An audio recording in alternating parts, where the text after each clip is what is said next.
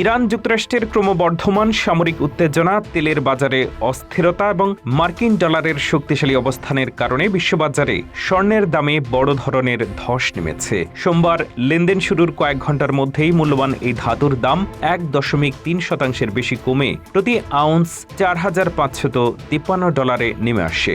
বাজার বিশ্লেষকদের মতে ভূ রাজনৈতিক সংকটের এই সময়ে বিনিয়োগকারীরা স্বর্ণের চেয়ে নগদ ডলারকে বেশি নিরাপদ মনে করছেন, যা স্বর্ণের উপরে বাড়তি চাপ তৈরি করেছে। স্বর্ণের দাম কমার পেছনে তেলের বাজারের অস্থিরতাও একটি বড় কারণ। হরমুজ প্রণালীতে মার্কিন যুদ্ধজাহাজ হামলার পাল্টাপাল্টি দাবির প্রেক্ষাপটে অপরিশোধিত তেলের দাম বেড়ে ব্যারেল প্রতি $১১৩ ছাড়িয়েছে।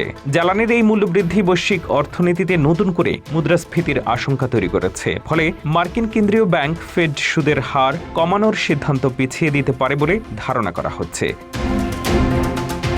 সুদের হার উচ্চ থাকলে বিনিয়োগকারীরা স্বর্ণের প্রতি আগ্রহ হারিয়ে ফেলেন, কারণ এটি কোনো নিয়মিত লভ্যাংশ প্রদান করে না। আন্তর্জাতিক এই পরিস্থিতির সরাসরি প্রভাব পড়েছে অন্যান্য ধাতুর উপরেও। বিশ্ববাজারে রূপার দাম প্রায় ৩.১% কমেছে এবং প্ল্যাটিনাম ও প্যালাডিয়ামের দামও উল্লেখযোগ্য হারে হ্রাস পেয়েছে। এছাড়া চীন এবং জাপানের মতো বড় বাজারগুলোতে সরকারি ছুটি থাকায় লেনদেনের গতি কম ছিল, যা বাজারকে আরও অস্থিতিশীল করে তুলেছে।